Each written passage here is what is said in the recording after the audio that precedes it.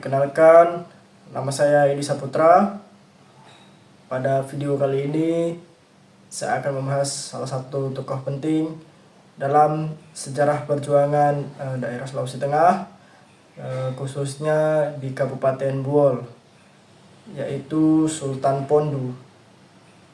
Beliau adalah seorang pemimpin yang dikenal karena keberaniannya dalam melawan kekuatan kolonial Belanda pada masa awal masuknya bangsa Eropa di wilayah utara Sulawesi. Melalui video ini kita akan menelusuri latar belakang, bentuk perjuangan, hingga warisan sejarah yang ditinggalkan oleh Sultan Pondu. Sebelum membahas Sultan Pondu, penting untuk memahami konteks sejarah Kerajaan Buol. Kerajaan Buol terletak di pesisir utara Sulawesi pada jalur perdagangan yang menghubungkan Nusantara bagian timur dengan pusat perdagangan di Malaka dan Makassar.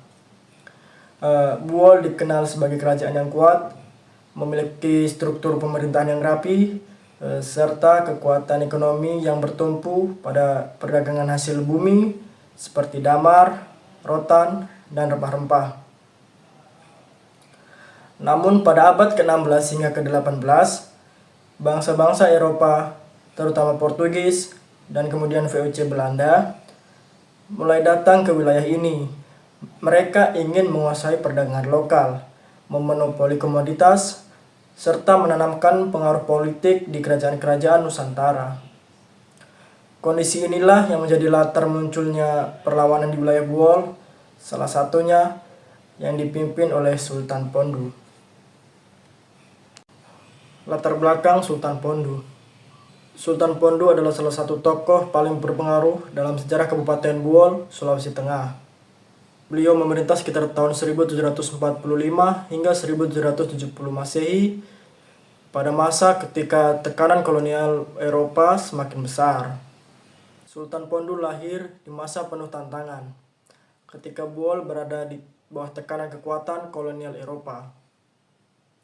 Beliau adalah penerus kerajaan yang diwariskan oleh Madika Moputi, Sultan Eato, raja pertama Buol yang memeluk agama Islam pada abad ke-16. Dan Pombang Ripu, seorang pemimpin Buol yang mendapat pengakuan dari Portugis dengan keras, Prince Yakut Kuntu Amas, Raja Besar. Sultan Pondu muncul sebagai pemimpin yang dikenal tidak hanya karena kebijaksanaannya, tetapi juga karena keberaniannya. Pada abad ke-18, tekanan dari kolonial semakin besar. Tahun 1770, VOC memperluas cengkramannya di wilayah kawasan Parigi, Kasimbar, dan Buol. Meski sebagian besar wilayah lain telah menyerah pada VOC, Sultan Pondu memutuskan untuk melawan.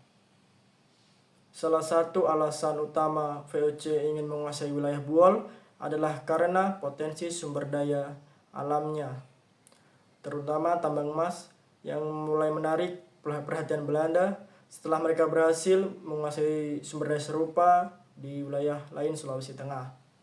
Belanda pun mulai mengusik kedaulatan kerajaan Buol yang sejak lama telah menjalin hubungan perdagangan dengan Portugis sejak tahun 1952. Dalam upaya memprovokasi dan merendahkan kehormatan Sultan Pondu yang beragama Islam, Belanda secara sengaja mengirimkan pesanan babi kepada istana. Tindakan itu memicu kemarahan besar dari Sultan Pondu karena dianggap sebagai penghinaan terhadap keyakinan dan martabat dirinya sebagai pemimpin Muslim. Selanjutnya, yaitu pertempuran legendaris dalam sejarah perjuangan Sultan Pondu, yaitu terjadi di Sungai Lonu yang sekarang masuk wilayah Tayadun. Disinilah pasukan Buol bersama Sultan Pondu menghadapi pasukan kolonial Belanda. Menurut cerita lokal, sebelum pertempuran, pasukan Sultan Pondu melakukan ritual mandi suci di sungai, yang kemudian membuat sungai itu disebut juga Pokoboyan, yang berarti tempat mandi kebal menurut kepercayaan mereka. Pertempuran di Sungai Lonu menjadi simbol keberanian dan kekuatan, semangat rakyat Bol yang menolak menyerah kepada penjajah Belanda. Sayangnya, di tengah perjuangan itu, Sultan Pondu akhirnya tertangkap oleh VOC. Beliau kemudian dibawa ke Manado dan dijatuhi hukuman mati yang kejam dan tragis. Setelah dijatuhi hukuman, Sultan Pondu diikat pada 2 ekor kuda yang kemudian dikendarai ke arah yang berlawanan sehingga tubuhnya terbelah 2. Bentuk eksekusi ini menjadi bagian paling tragis dalam kisah hidupnya, sekaligus simbol betapa besarnya pengorbanan yang ia lakukan di tanah kelahirannya. Walaupun Sultan Pondu gugur dalam perjuangan yang tragis, semangat perjuangan dan keberaniannya tetap hidup di hati masyarakat Bol hingga saat ini.